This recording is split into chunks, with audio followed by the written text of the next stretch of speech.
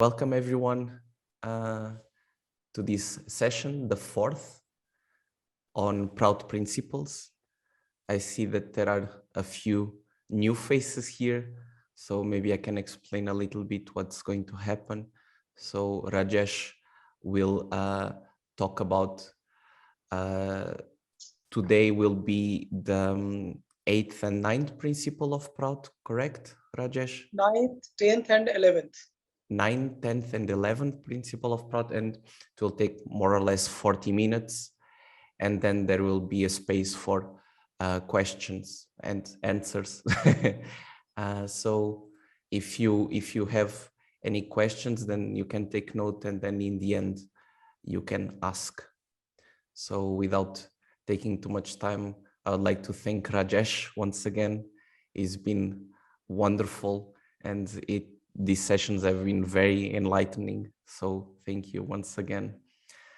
Okay, you can start whenever you like, Rajesh.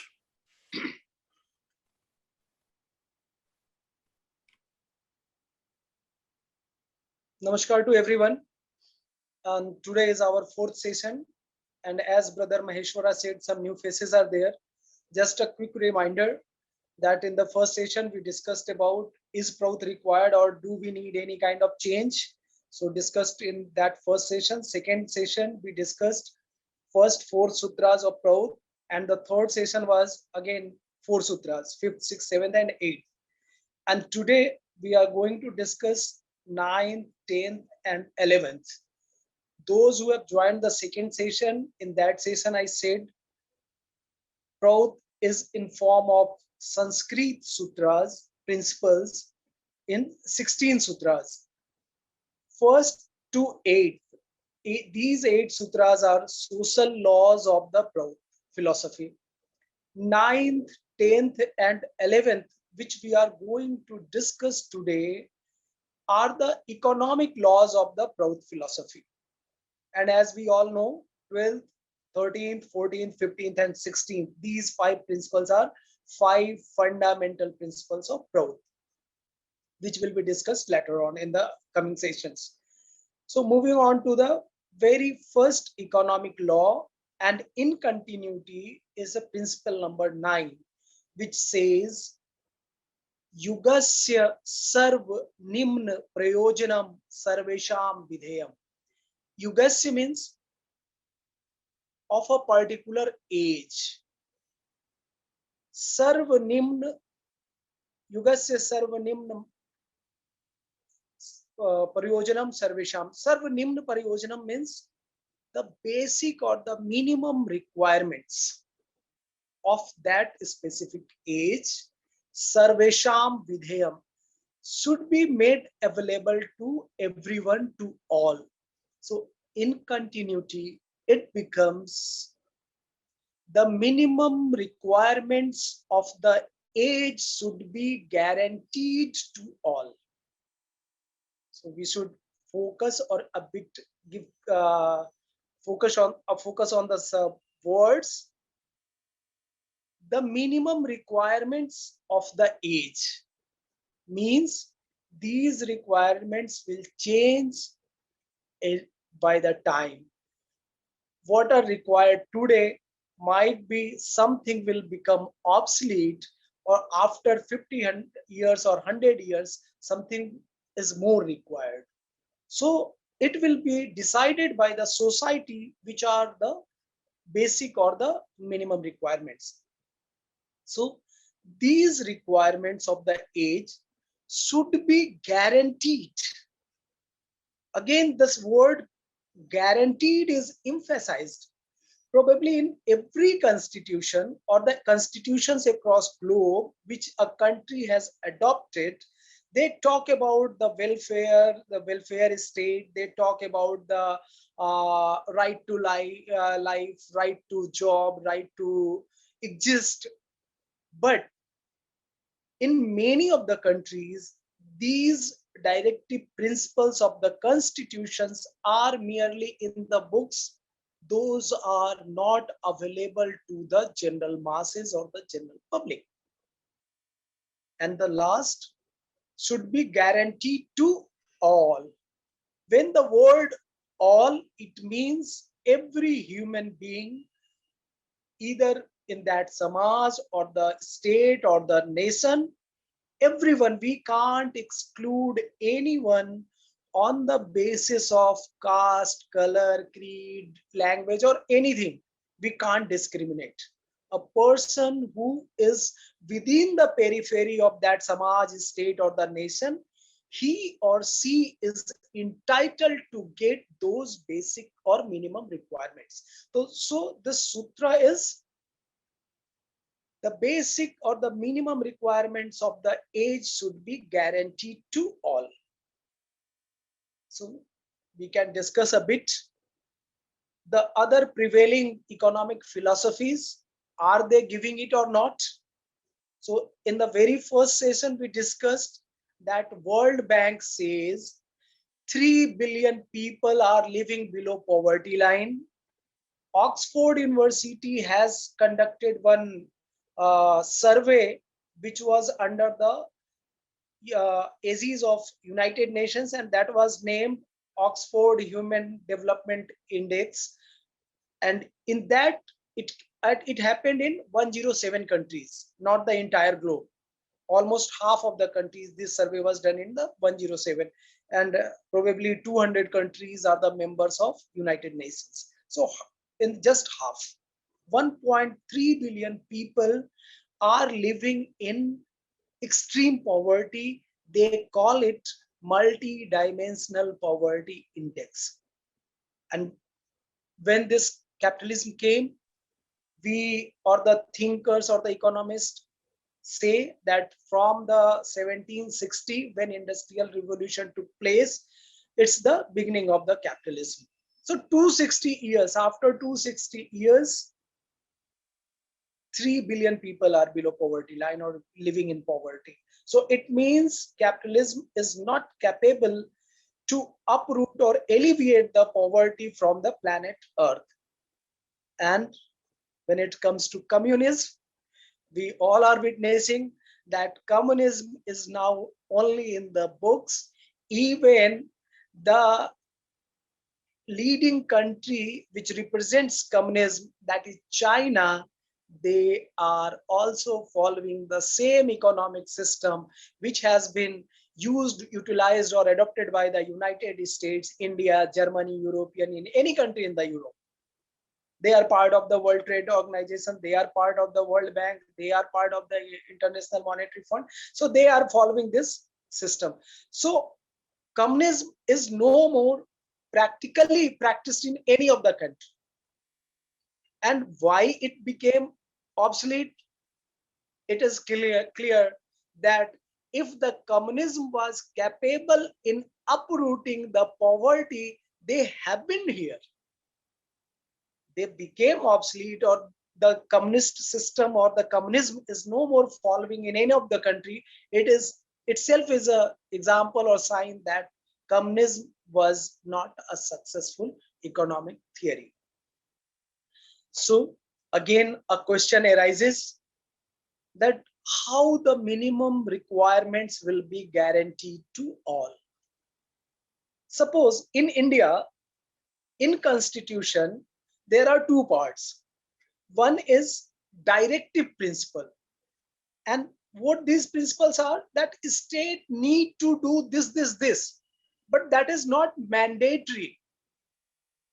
It's just a directive to the state. And there are certain fundamental rights. Fundamental rights means we have freedom of speech. Even we want to criticize the programs and policies of the government, we can. We have the freedom of our religious beliefs and following the religious path. Government can't intervene. Rather, someone is intervening in our religious process. We can go to the court and we can say that they are interfering with our fundamental right. But right to life, right to exist, this is not a fundamental right. So many public interest litigations has been filed in Supreme Court of India, which is the highest judiciary body in India. But all the time, Supreme Court rejected it on the ground that this is not your fundamental right. This is in Constitution. but it's merely a directive principle. So we can request to the government, but can't compel them that they should give you all these basic requirements. So merely giving it a fundamental right in the constitution helps us. And even the Prout propounder says that this should be made a fundamental right of a citizen, that they should get the basic or minimum requirements. And if it is in constitution as a fundamental right, any citizen can go to the court and he or she can say that I am a literate person, I am physically in good position, I am able to work, I am willing to work, but government is not giving me the work or job, so how I can survive? So I need my bread and butter. And in that case, courts are compelled to say to the government that no, he or she is entitled for the basic requirements and you have to provide. So this is one part, the constitutional or the theoretical part. Let's come to the practical aspects. Many governments are running, those who are living in developed countries, they might feel that these basic requirements, and what is the minimum requirements right now? The five things. And what are those five things? First and foremost is food. We need food to survive. So food is the first essential minimum requirement. Another one is clothing. Some of our brothers and sisters are living in extreme cold, some are living in extreme hot, so we need some proper clothing to survive. Third one is housing. We need a shelter. Doesn't mean that a castle or bungalow or something else, but we need a dignified living accommodation. Fourth is education. And the fifth one is medical facilities or the medical treatment or the healthcare services. These five are the fundamental or the, sorry, basic or minimum requirements for any individual in the globe. As I said, in many countries, might be all these things are available. So for them, it seems that Prout is talking something very old, very primitive. These things are abundantly available in our country. So what is the meaning of these minimum requirements or something? So I will come to that. But before coming to that part, let me give me some examples where governments are trying to give some helping hand to their native people or their citizens. What the knowledge, information I have, probably Mexico is the first government across globe which started a direct cash transfer to their poor people or people those who are don't have that money for their livelihood. So it was started in 1977 in Mexico, and probably the name of the program was Progresa. So government was giving some cash to the people, to the needy people, so that they can survive. Even in Brazil, there were many programs which was clubbed in one program in 2003, and it was given a name, uh, Bolsa Familia. It means family allowance. It was a cash transfer and the conditional cash transfer.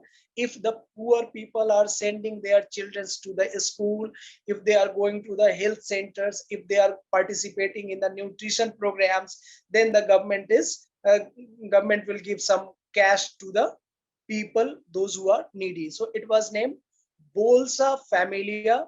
It has been stopped last year, 31st of December 2021, and now it has been rebranded or renamed as Auxilio Brazil. So this is going on.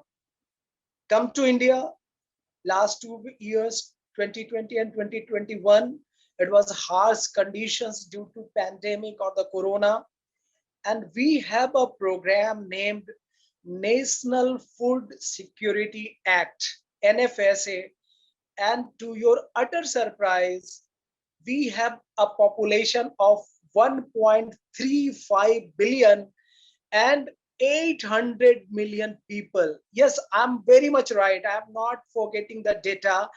800 million people were given the food grains and the essential commodities since 2 years continuously, and still it's going on. So you can think the level of poverty, why these programs are going on. Just a reason that people are unable to sustain themselves, people are not able to get the job or the required money to give a proper life to themselves. So what will happen in the Proutistic system or the Proutistic structure, like this Bolsa Familia or the Progressa, which is now named as Prospera? So what will happen? Will the mobile vans or the trucks and other transportation facilities will move in the first week of month, and they will give goods to the people? Will this the way in Proutistic structure or system, that people will get free everything? So Prout propounder is principally against giving free to everyone. Doles or the free things should be given to those who are practically not able to work, whether they are old age people, they don't have anyone in their family to earn, they are unable to work, some physically challenged persons, those who are unable to discharge their duties or unable to work. These people will be taken care by the society, they will get the free facilities. But in Proutistic system, everyone has to work, and the work must give them. And when I'm saying work, doesn't mean that everyone will get a job in organized sectors, government enterprises is, or sorry, government organizations or the private organizations. These are hardly 6 to 10% in every country. The jobs are 6 to 10% of the entire labor market. Rest of the people, from 95 to 90% people, are either working as self something entrepreneurs, individual entrepreneurs. They are working small, running small ventures. So all these, and doing multiple works, different works. So around 90% people are doing something of their own or involved in a practice which is not a job kind of thing, but they are involved in the work.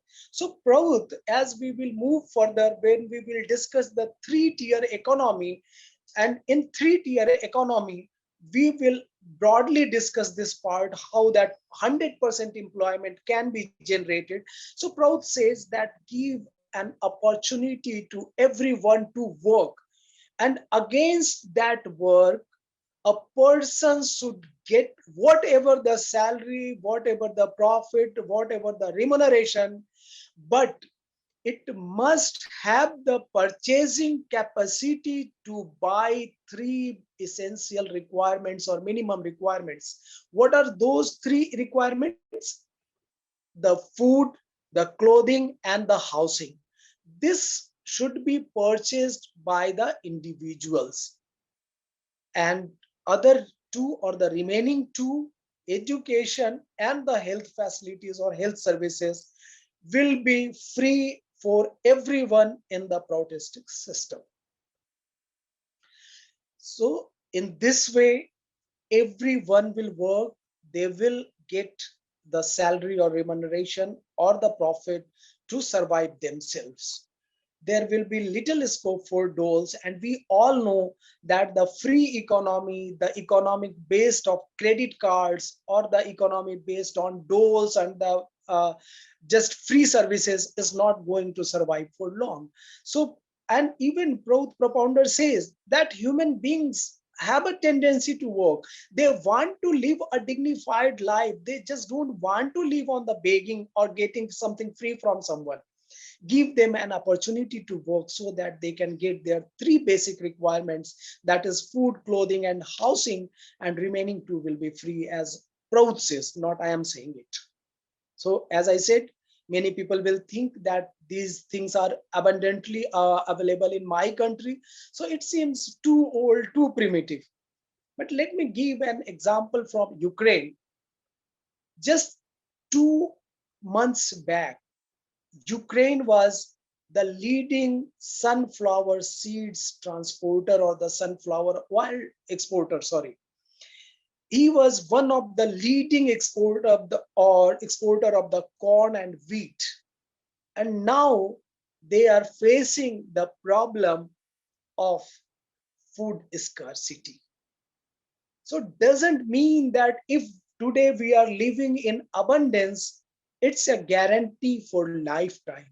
Situation may arise when we have to face this kind or such kind of situation where having the food grains and the facilities, we will not be able to get those things.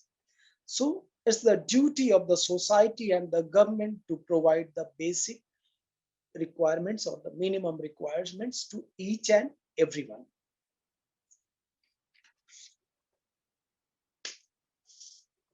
And now moving on to the 10th sutra, which is atiriktam pradatavyam gunanupaten.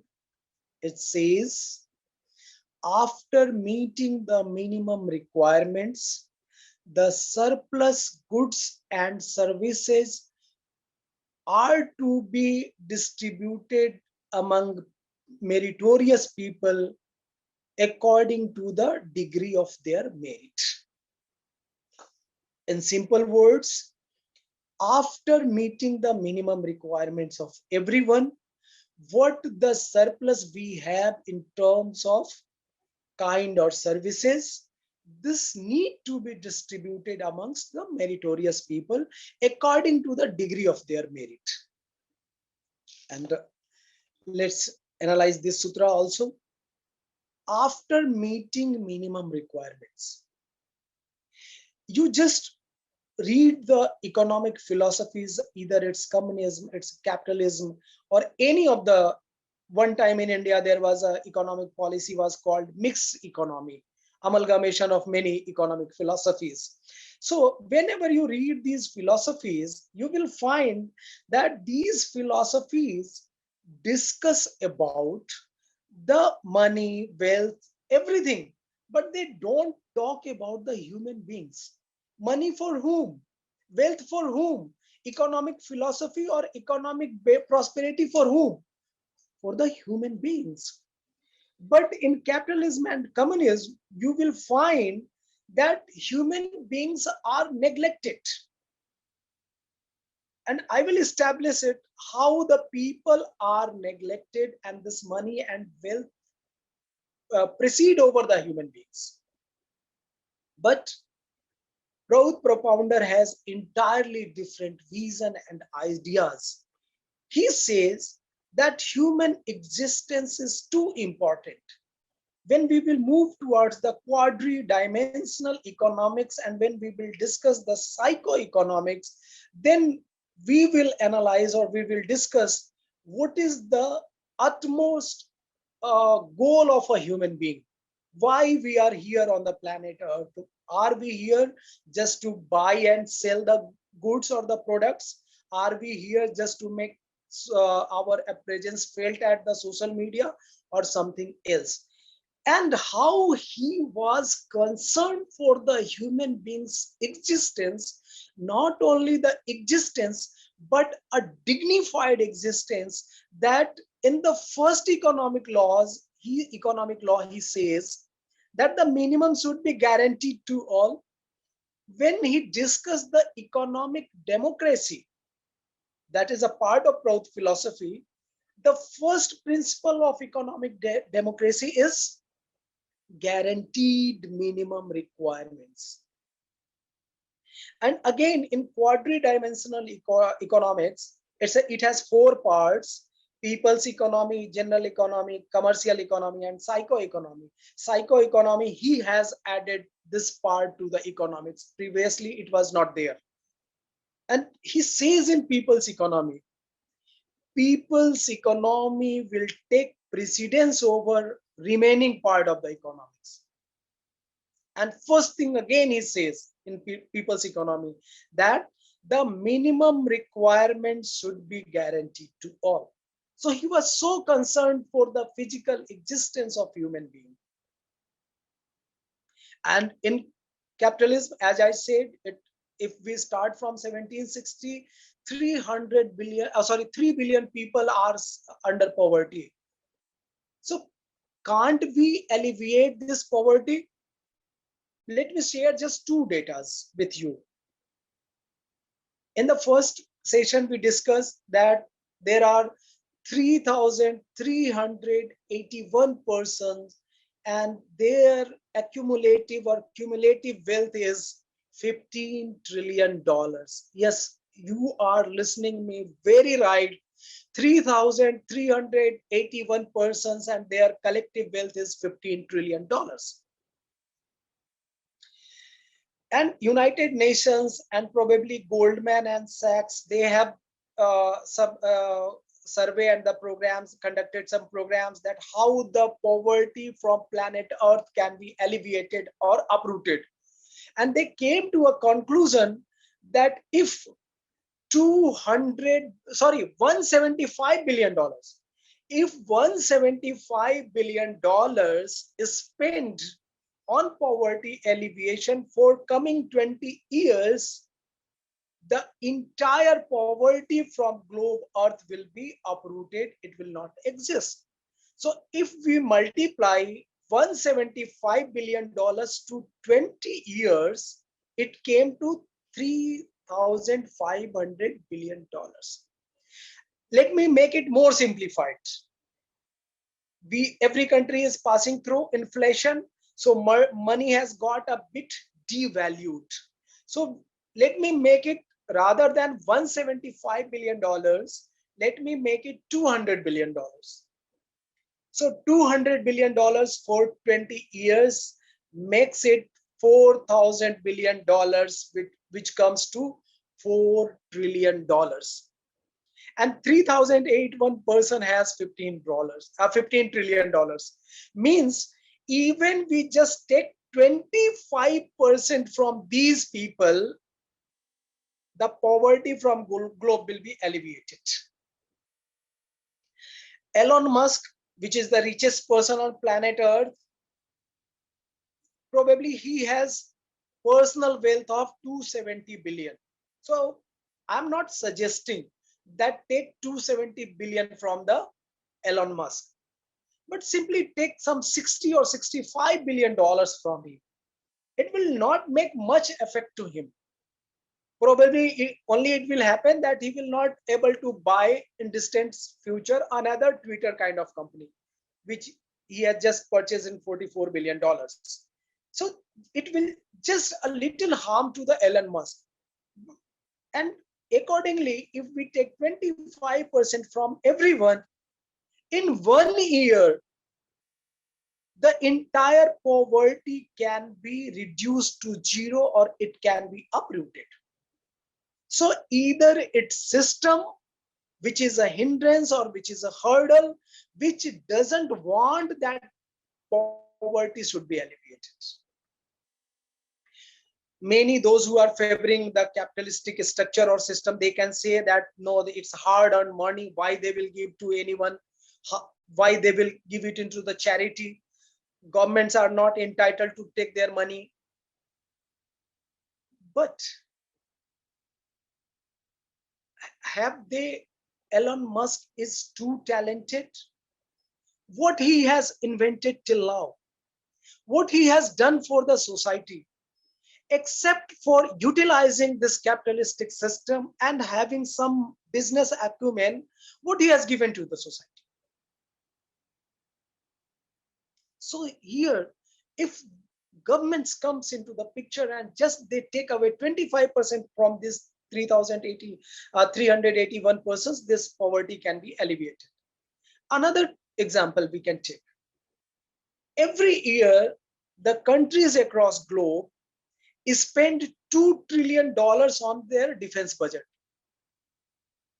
United States has 800 billions, and China is the second largest spending, probably around $300 billion. Even in India, we some around 80 billions or something. So collectively, the entire globe spends $2 trillion. If every country minimizes their defense budget to 50%, we will able to save $1 trillion every year, and in 4 to 5 years this poverty can be alleviated. So either there is lack of willingness, people or the system is unwilling to uproot this poverty. So poverty can be reduced to zero, minimized to the negligible level, or people can live a dignified life. But this is the system which doesn't allow people to live a dignified life. And as this sutra says, atiriktam pradatavyam gunanupaten, to whom we have to give? The meritorious people. And who are the meritorious? Meritorious people are not those who has multiple degrees. No, these people are not the meritorious people. Meritorious people are those who are working for the welfare of the society. Those who are making some new inventions, making people's life easier, making people's life comfortable, making people's life safer, like doctors, the engineers, the scientists, the agriculturists, all these people, those who are serving the society. These people are the meritorious people, not living for themselves, but they are serving the society. So what the surplus we have, it should be distributed amongst these meritorious people based on the basis of their degree of merit, means the degree of their sacrifice, their contribution to the society. Suppose if we make a principle or that motorbike should be added as a minimum requirement. So we give everyone a motorbike. So what the meritorious people will get? The meritorious people will get, because as Prout advocates for the ceiling on wealth, not necessarily they will get everything in cash, but they can get in the kind, they can get in the better facilities, they can get better equipment, they can get a helping hand or the helpers or some kind of assistance. So if everyone is able to get a bike, so the doctors or those who are helping the society, they are entitled for a four-wheeler, which is nowadays a common thing. But Prout says that meritorious people will be honored. They should be recognized for their sacrifices for the welfare of society, and they should be given something extra more than that the normal people. And many people, those who haven't read the Prout philosophy in length, they say that Prout has nothing new. It is something like communism. Communism also believe in equality, and Prout is talking something like that, that everyone should get the basic requirements and blah, blah, blah.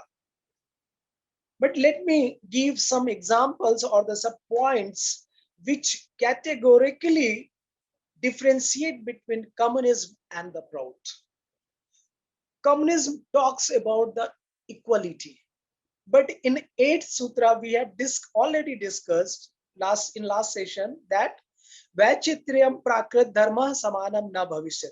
Diversity is the law of nature, and we need to respect it. We need to honor it. So the salary will be same, the potentials will be same. It's not practical. It's not the right thing. there should be a diversity in terms of, as people are doing some, we know that physical labor, I'm not undermining the value of the physical labor, but we all know that giving a mental or the psychic service needs more, either study, in terms of study, or some more effort or something. So this need to be honored. So communism says about the equality, whereas Prout believes in rational distribution. In communism, everything belongs to state. Nothing is yours. State is owner, the real owner. But Prout allows for limited ownership and believes in more utilization of the resources, manpower, everything of the maximum utilization. Third thing is that they believe in the centralized economy. In capitalism, again, it's a centralized economy, but it's by the individual, either entrepreneurs, capitalists, or the company. In communism, it's the state which decide what the X state will do, what the Y state will do. Everything will be decided by the state. So it's a state capitalism, which works in centralized form, whereas Prout strongly advocates for the decentralized economy. There is no recognition of merit in communism. And the burning example is, after World War II, in 1949, Germany was divided into popularly known as West Germany and East Germany. And we can see a difference between the West Germany and East Germany. East Germany was lagging behind in terms of economic prosperity or development, whereas West Germany was in a better position. Why? East Germany was following the same, he was part of the Eastern Bloc like Romania, Hungary, Poland, under the influence of Soviet Union, and they were following the same communistic structure or the system. And that the reason they were lagging behind. And when in 90, when the German got reunited and unified again, there was a big difference between the West Germany and the East Germany. So they don't give recognition to the merit. And when a merit is not recognized or given due importance or recognition, so definitely a person who has some merit, he will lose his entrepreneur skill or the temperament or zeal to work more. So Prout says, and this specific sutra principle itself is a glaring example that Prout not only recognizes the merit, but says in principle that meritorious will be rewarded. They will get the surplus after meeting the minimum requirements. And the last economic sutra or the principle is 11th one. It's Sarva Nimnaman Vardhanam Samaj Jeev Lakshanam. The increase in the basic standard of living is the indication of the vitality of a society. When people say came to know about these 5 fundamental or the 5 minimum requirements like food, clothing, housing, education, and medical facilities, they think that it's too old, too primitive. But remember, this is very first stage. This is not our completion of journey, but this is the first stage. We have just started Proutistic journey from here. In the future, more and more things will be incorporated among the list of the minimum requirements. For example, we can see, as we are connected with each other through this mobile and internet, in the countries, the governments are transferring this cash benefit via this same process. Even in India, the bank accounts has been linked to some ID, and the cash is directly being transferred to their bank accounts.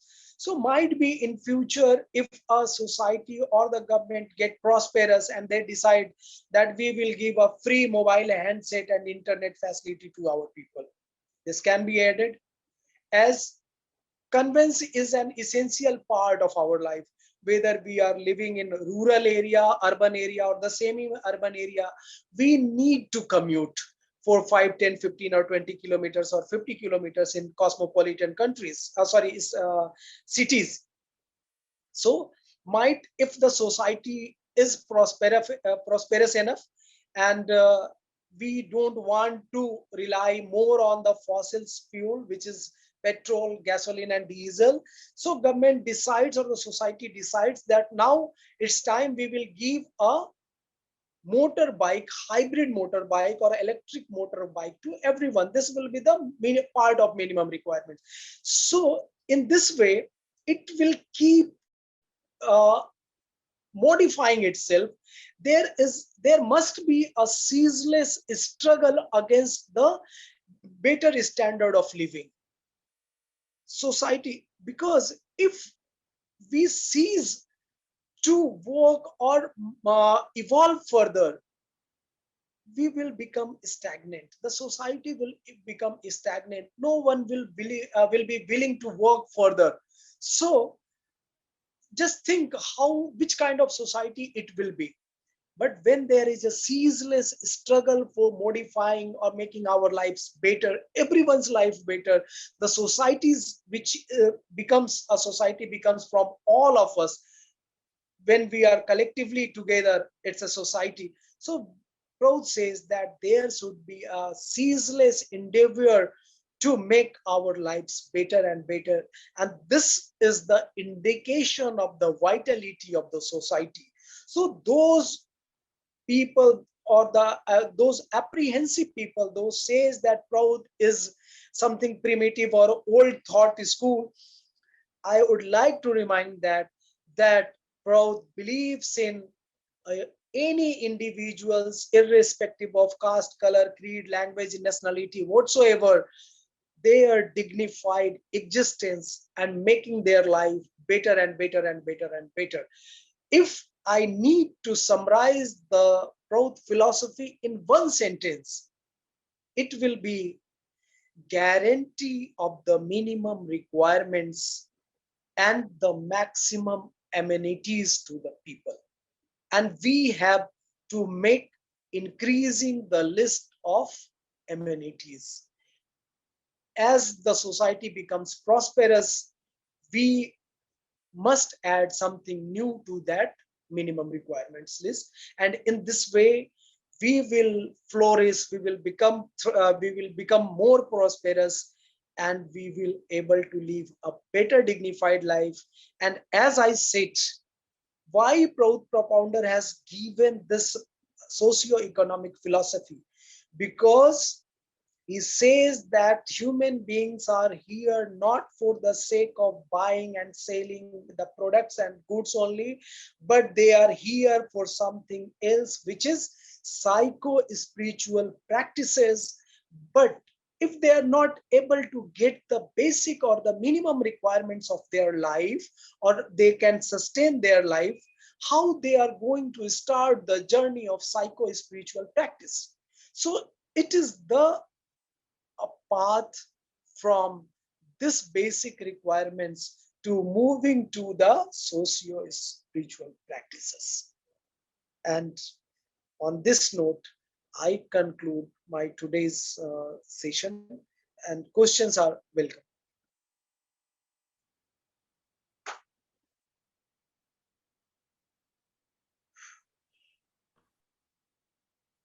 Brother Maheshwara, it's over from my end, and questions are welcome. And Yeah. if I'm allowed, so I will take a glass of water, and questions can be there. I will listen it. I have a question, Rajesh. Yeah, namaskar Didi. Namaskar, namaskar. I've often wondered about the system of ati rictum. What do you see as the criteria for deciding who is meritorious and who will get what. In other words, we talk about an economy in which the majority of people will be working in cooperatives. Do you see that if it would be up to the cooperative to set the criteria for who gets what if there's surplus wealth? Or is it more up to the regional government to set that criteria or to distribute the regional wealth among amongst the people? And also, how do you see it as a kind of procedure? In other words, there could be a top-down and a bottom-up procedure. Supposing I work in a cooperative and I think I need something. So do you see that there would be in the cooperative a board that I might apply to, and that board would decide whether my request is correct or not? Or is it more on a managerial level? I mean, the actual procedure or criteria for Atiriktim, I'd like to get your thoughts on how you see that would work.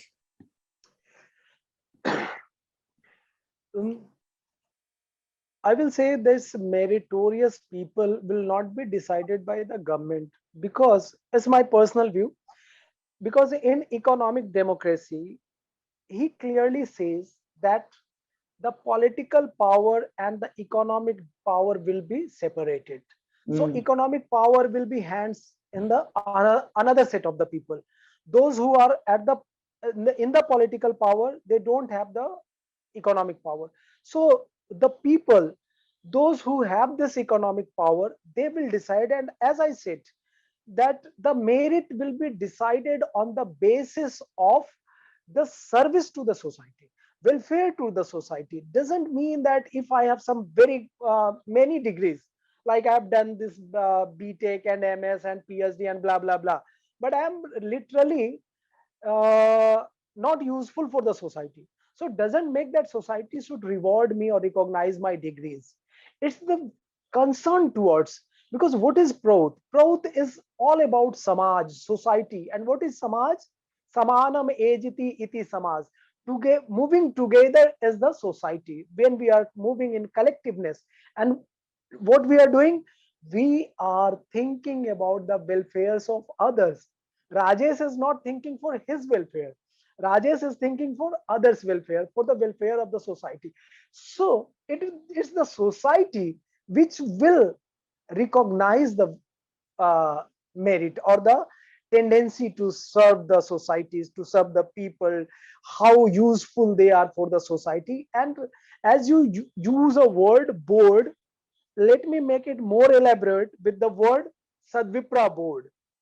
We are in the process. Okay, we might don't have any Sadvipra right now, because I can't claim that I am a Sadvipra, and I'm not a authorized person to give a certificate to anyone that Didi Uttama is a Sadvipra. I don't have that authorizing agency. So it's a process. And this, when this process will evolve gradually, what will happen in this what say psychoeconomics? Gradually we will move to the subtler levels. Right now we are more involved with the physical arena or a bit psychic arena. So physical arena, we are dying for these good things, big cars, big houses, fancy trips and the world tour and blah blah. In the this psychic level, we are looking for name and fame, that my book should be sold in millions, people should know across globe me, people should call me for convocations and programs, I should deliver speeches. So these are the psychic longings. But when we move to the subtler level, all these things will be, or these narrow things will be minimized. We will think for others, we will work for others welfare. So collectively we will, or the evolved Sadvipra board, in a position to decide what will be added to the minimum requirements, who are the meritorious people, those who are serving to the society or more beneficial to the society. And this surplus should be divided amongst those people according to the degree of their merit. So degree of their merit means how they are working for the society. What's their contribution for the welfare of society? If someone has invented the corona vaccine, so definitely he deserves all the laurels, all the kinds, all the goods, all the recognition, every facility. If he says that I am in a position, if these kind of equipments and gadgets will be provided to me, I can make a invent a better version of this vaccine. So definitely he deserves it. So this is the right now my idea, and it may be a bit premature or anything, but this is to say right now.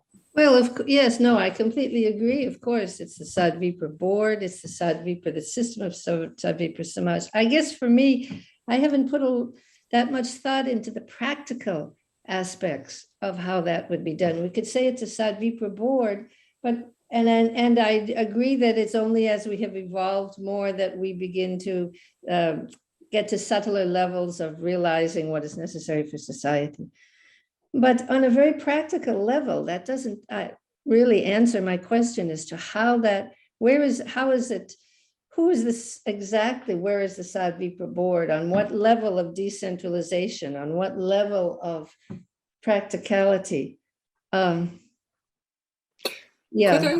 Could I say something on that? Please do, yes, please. So I think there are several issues. The first issue is that there will be, for sure, some intermediate period in which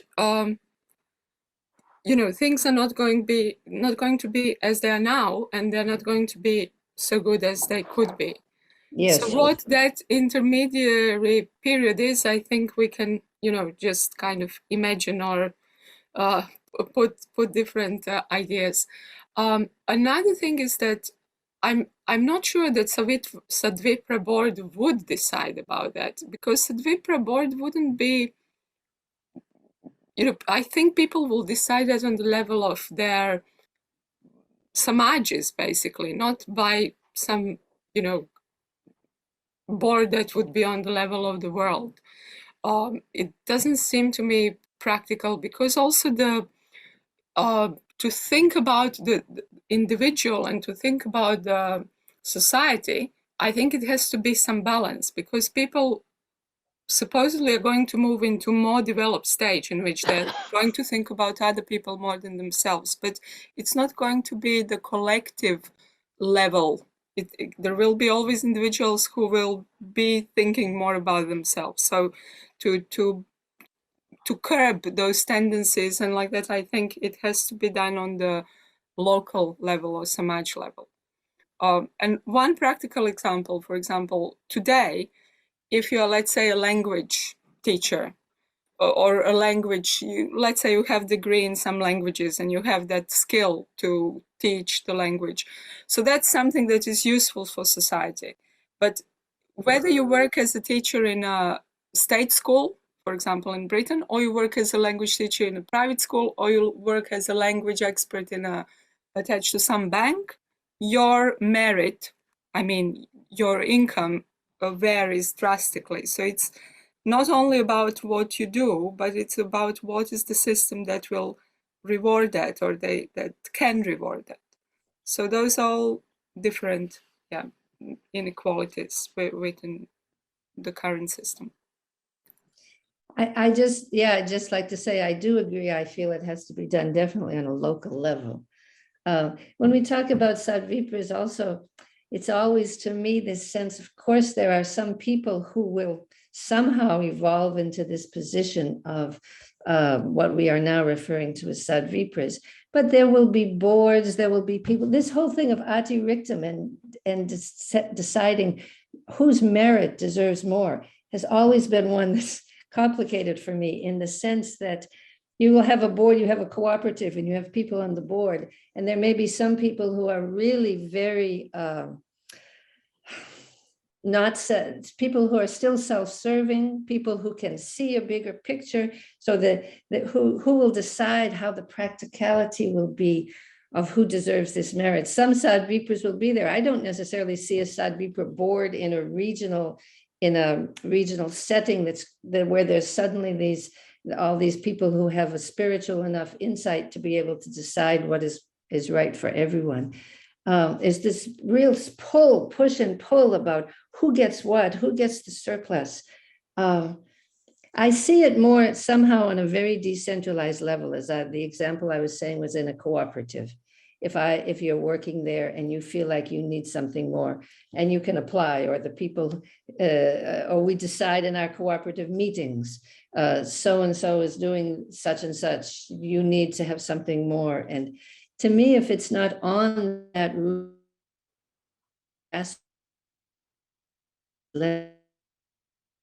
I don't see how it can work. I don't see how it can work on a bigger level. But yeah. Anyone else have any comments about that? Yes, from my side. Arun has his hand up, and then maybe Rajesh, you can go. Yes, I agree with the previous sisters that it must be decentralized. But of course, like I live in a small country. This is Finland. The legs are still covered in ice. But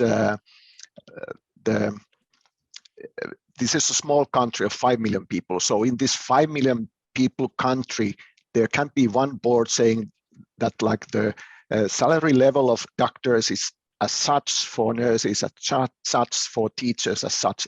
It happens at the moment because of the unions and the agreement parties in the salaries. And it's totally simple and clear. But when we start talking about this atiriktam, and especially when we talk about like not a cooperative, but a hospital or schooling system.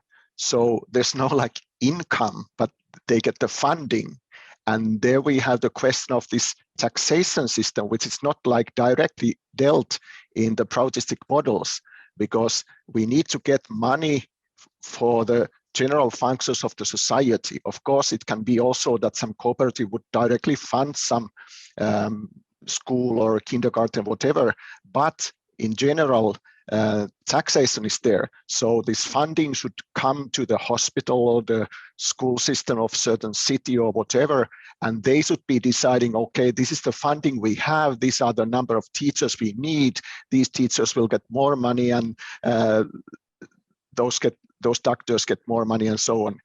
But it should be as decentralized as possible, in my opinion. And I don't see it as a big problem. Yeah. And of course, there will not be total equality, not because it wouldn't be good, but it's impractical. There's no need to try to achieve total equality and in salaries or whatever. There will always be differences. Yes, I just want to say one other quick thing, because as I said, I see it more on a decentralized level. And yet, as we know, there's so many levels in a society. And on all those levels, I think there will be some way to process atiriktam on higher levels, on more regional levels, mainly on decentralized levels. In other words, so we have supposing we have the big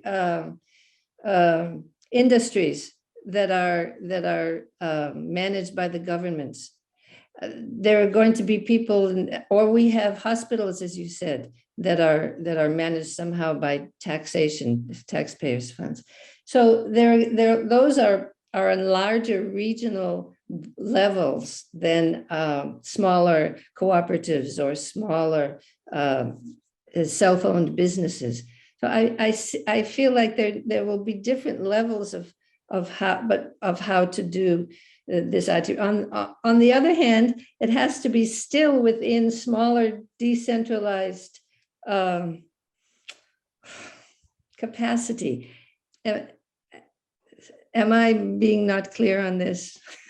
I see it needs to be in a decentralized, and the other places that, because a society has so many, and there are governments, there are regional governments, there are world governments, there are all levels of government. And so atiriktam being such it will be a point where people will really feel perhaps they want this or that. I feel like it will have to exist on all different levels somehow.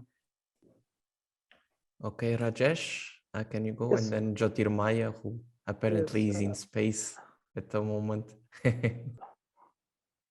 so I have to say four things rather. First, we are passing through a transitional phase. And the problem begins with us when we try to find out the Proutistic solutions from the capitalistic window.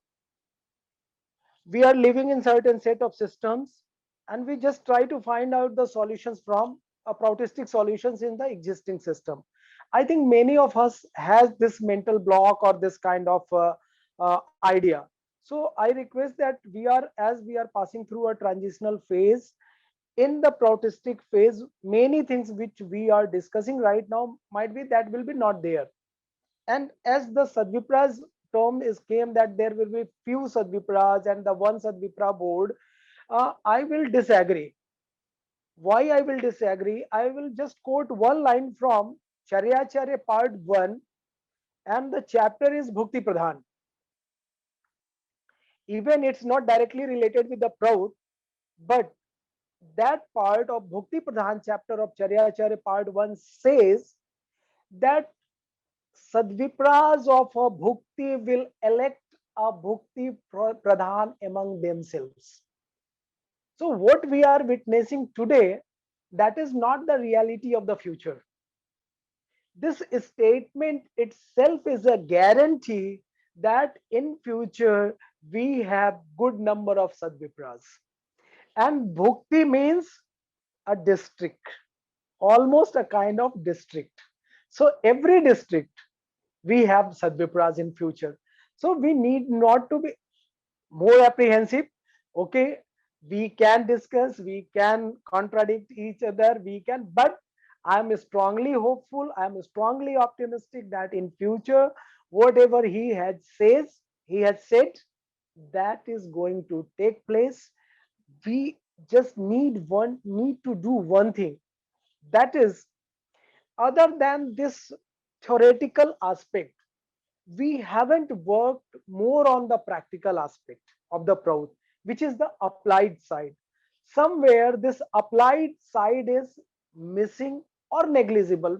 Very few, just we can count it on the fingertips that this master unit is functional in the Portugal, and this is in Anand Nagar, this is in Taiwan, this is in Italy or something. So these are Venezuela or other countries. So we have to work more on the applied side, and this applied side will give a vision to the masses that what exactly Prout is. What we are doing right now is just a intellectual interpretation of the principles.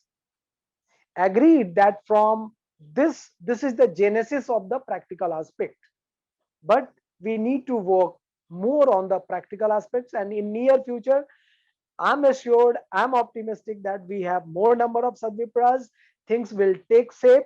And let me again remind the quote of Nelson Mandela, that is one of my favorite quotes, which is, it seems always impossible until it's done. So it will happen. And that day we will, oh, Baba has said it, so it was bound to happen. So I know that it is bound to happen. We have to make faith. We have to keep our faiths alive, and we need to work more hard, rather more harder. That's it. Thank you, Jyotirmaya. Yeah, thank you, Rajesh. Namaskar. So yeah, I think Rajesh, you raised a very good point about trying to find solutions in a Vaishyan framework for post Vaishyan problems. One of the ways in which we might look at doing that is through methods of progressive taxation, and this is a really applied Prout, where you can bring in tax incentives for people that are more meritorious in society. So, you know, you can bring tax breaks for people that are doing more social service. For example, if people who are working for charities or whatever, reduce the tax burden on people who are working in charity or in some government service or something like that. There are ways to address that. I just want to change the topic slightly, and I want to ask Rajesh. Many people have proposed a system of ratio between maximum and minimum wage. Do you think that is a viable interim solution for us, introducing that? And then I've got a further question, but if you could maybe just address this question first about that ratio, maximum to minimum wage ratio. Is that a viable thing for us to be proposing in society? Yes, and we have to work on it. I'm giving just one example from India. We have a program. In that program, in Indian currency, a labor is entitled for only 200 rupees in Indian currency. And someone is earning 4 million rupees a day. That is again the Indian currency. So 200 rupees and 4 million.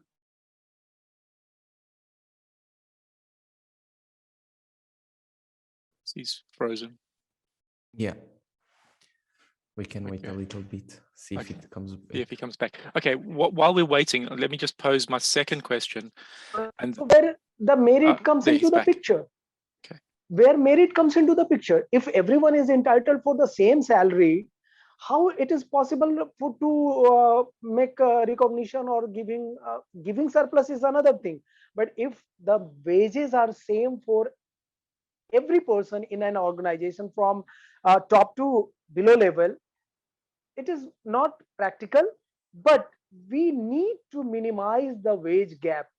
And in next sutra, which is the first fundamental principle, which says that samaj adeshen bina dhan sanchaya akartabya.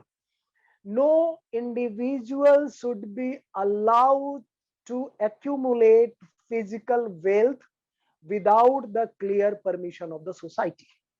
Here is no word government. Without the clear permission of the society. So there will be a ceiling on wealth. So again, I'm coming to that point that we are thinking for the Proutistic solutions from the capitalistic window. We need to minimize the wage gap, definitely, because if someone is getting in billions and someone is dying for, as World Bank itself says, that some billion people are living below $1.25 a day. And you know, some people are earning in millions a day. So this system is not going to work in Proutistic system. We have to minimize it. It will take some time. It will not happen in a day. And even we can't put everyone on the same platform, that the lowest will get the same salary package and the highest will get the same salary package. No, there will be gap, but we have to minimize it. Yeah. And as there will be a ceiling on wealth, so people will compelled, or the organizations will be compelled that they have to minimize it, or they have to keep a certain ceiling on the wages and everything. And here, Prout propounder says that if you have to increase the salary of the upper layer, first maximize it from the lower level. Mm-hmm. So if there is a gap of 1 into 10, so if you are increasing $100 at the lowest level, then you are entitled to get a 10% on your $1,000. This is what we might call trickle-up economy. Yes, yes. And this will keep the entrepreneurship zeal intact. If we are not getting out of our services or our intellectual input or our intellectual services, so definitely we are going to lose our interest. So there must be a different set of salaries for everyone or remunerations for everyone. Okay. So my second question was about where we've got more welfare minded countries that have a welfare system that allow people to live. They provide some of the basic necessities, housing, some basic living allowance.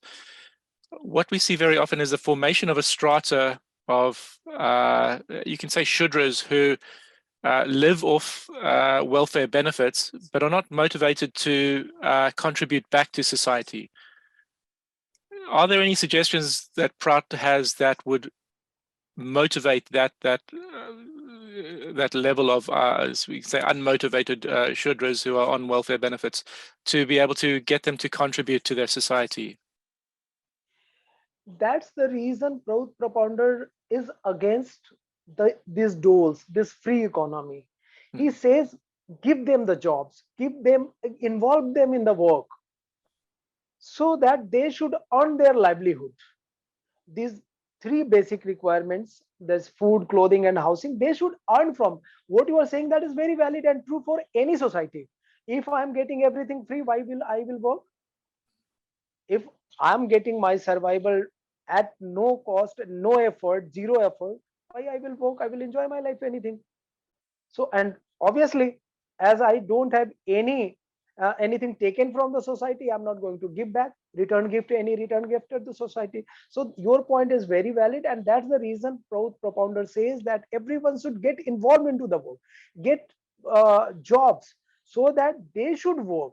And as this last 11th sutra we discussed, this ceaseless fight to improve everyone's lifestyle, he says that if in an era the car is a luxury, keep going on, so that a time should come that everyone has a aeroplane for themselves.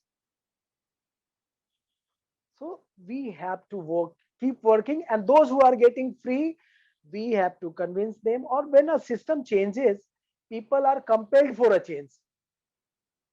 Suppose they are getting free, if they are not able to get any further free, then what will happen? They will be compelled to work. But he says that just don't take away anything in a given moment. There should be a buffer period, a time stretch, so that they should adjust with the system, the new system, and definitely they will be compelled to work. They will. Thank you. Thank you. Sarada or Sharada, I don't know how to pronounce your name. Sharda. Sarada Devi. Sharda is the goddess of literacy in India. That's why she has more number of questions in comparison to anyone. Okay, so one is comment, another is question about what I will be more happy with 2 comments only rather than questions. Okay.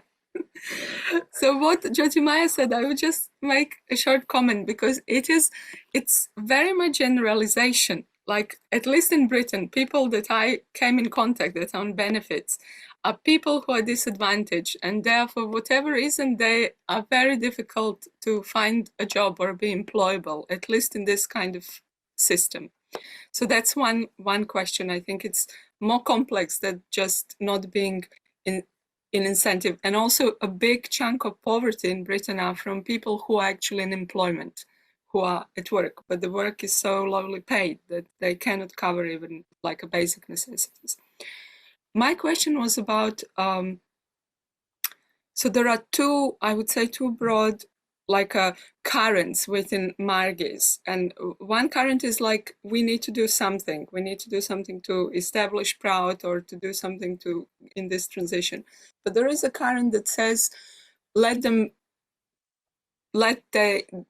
be destroyed, basically. Let's capitalism get destroyed itself. So what we need to do is just to wait until it happens. So I would like to hear from your Rajesh and everybody, what do you think about that approach? So basically, it's not to find a way how to practically apply the Prout, but not to engage with the capitalist system. Personally, I think there is a problem with that, because there are already, as I've forgotten your Sanskrit name from Finland, brother.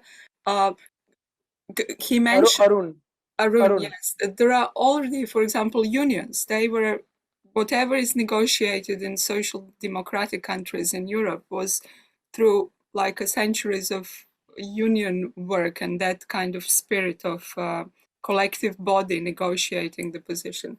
So my question, I guess, is whether you think that we should engage with the current institutions that have the elements of Prout, or they have the mechanisms to promote some elements of Proutistic economy, or what else to do? What are those practical steps we need to do in this transitional period? On this one, my take is, right now, capitalistic structure is too strong, as there is a word called crony capitalism. And what is this crony capitalism? The political system, or the politicians, or the leaders and the bureaucrats, even the judiciary and the media people, all are part or are in a nexus with this capitalists. As the Washington Post is owned by now Jeff Bezos. In India, all the TV channels and the newspapers are owned by the business tycoons only. So obviously they are portraying everything in every country as capitalism or the capitalistic structure is the best thing. So my take on this is, right now we need not to avoid we need to avoid a direct confrontation. Reason being, we are not strong enough. I'm not saying that I'm afraid or I'm afraid of dying. No, I'm not afraid. But the strategy should be, it should be a period of renaissance. As in last session we discussed about the French Revolution, there was a period of renaissance, awakening. So we should reach out to more and more people. Just we should convey our philosophy, the Prout philosophy. And my optimism is, the more we will become stronger, capitalism will automatically get weakened. And when we will able to take the mantle or the responsibility of the society, situation will come to that end, that capitalism will collapse like anything. And it need not to be a just third world war or something. Any big conflict that can have a ripple effect of collapsing the share markets across globe, world economy will automatically into the recession. So we need prepared physically, mentally and intellectually for the coming eventualities. We should mentally prepare that, yes, I'm ready to preach Prout, I'm ready to take the responsibility of the Prout. The more we will become stronger, Newton's, as per Newton's third law, capitalism is going to become weaker and weaker and weaker. Avoid direct confrontations. As we are living in a country, there are law of the land. Just even if it contradicts with the Prout philosophy, we are compelled to follow it. But that's just a objective adjustment. Just a adjustment.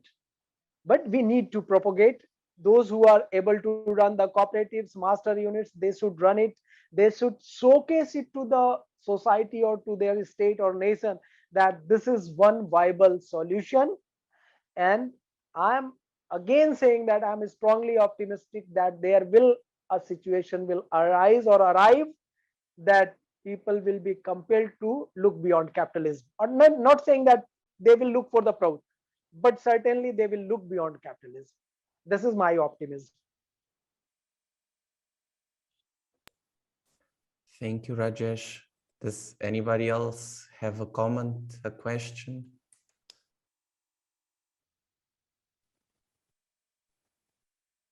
If not, maybe you can let Rajesh rest a little bit because he's been talking for almost 1.5 hours. But I do have one question before we go,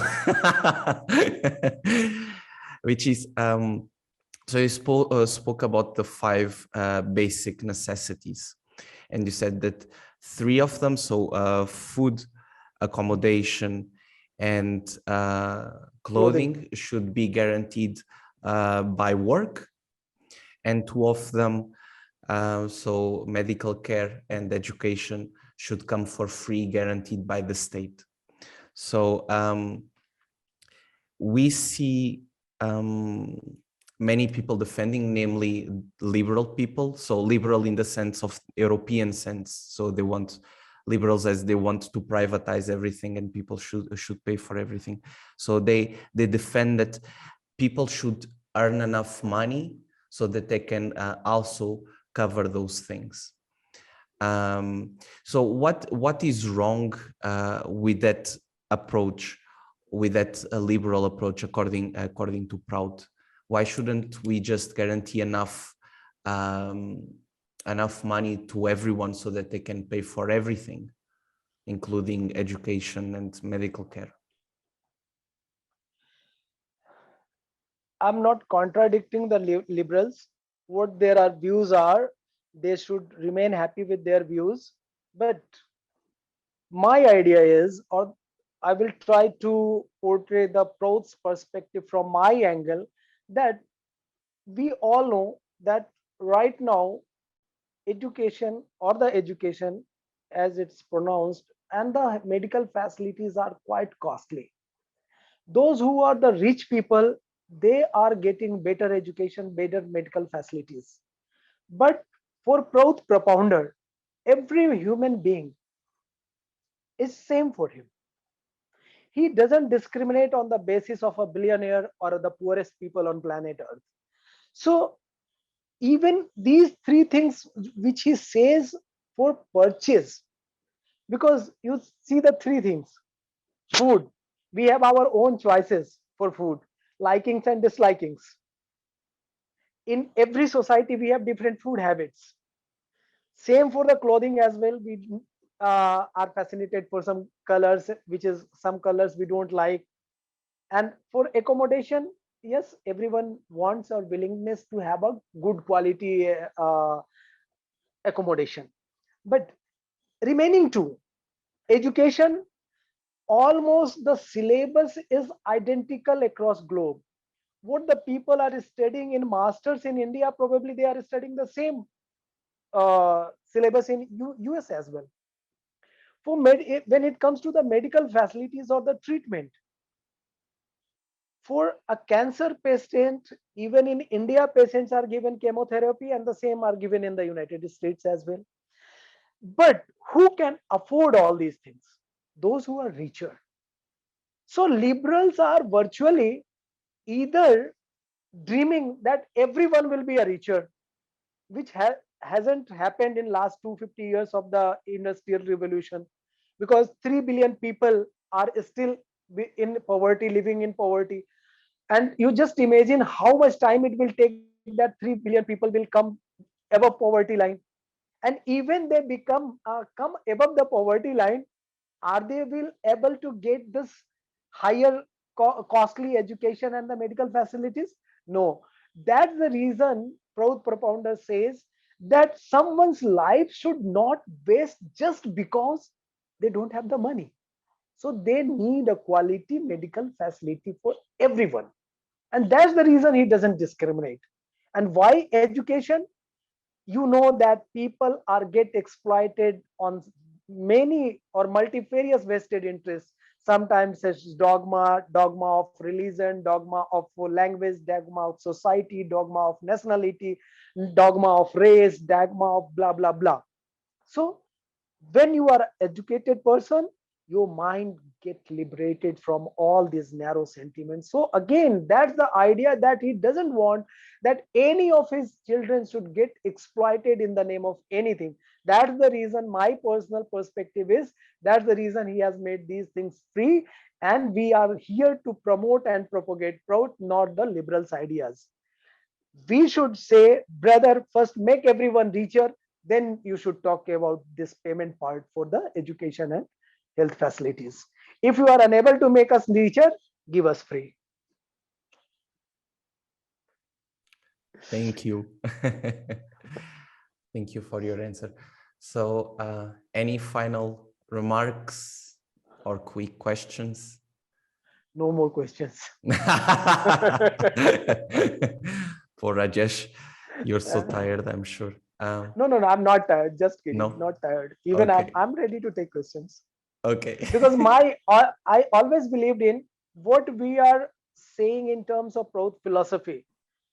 That's one part which you are giving as a lecture. But ultimately, people get convinced when their queries are answered. They are satisfied with their queries, then they believe that, oh no, this philosophy has something. Otherwise, when it's a one-way process, like a professor coming to the class, giving lecture to the students and going from the class, doesn't make big difference. So I'm always ready and open for the questions. Thank you. Okay, any final remarks or questions? Either it should come from Didi Uttama or the Sarda Didi. Concluding remarks. Okay, if everyone is at peace, then we can conclude this session. Thank you everyone for coming. Thank you, Rajesh. Joining. It was almost 1.5 hours, so yeah, thank you. And see you soon. I hope we see you next session. I noticed that some people came almost in the end of the session, so to them I can say that the session has been recorded and it will be uploaded to YouTube, so you can check it there. Okay, so see you next time. Bye bye. Namaskar to everyone. Thank you. Having so much of patience.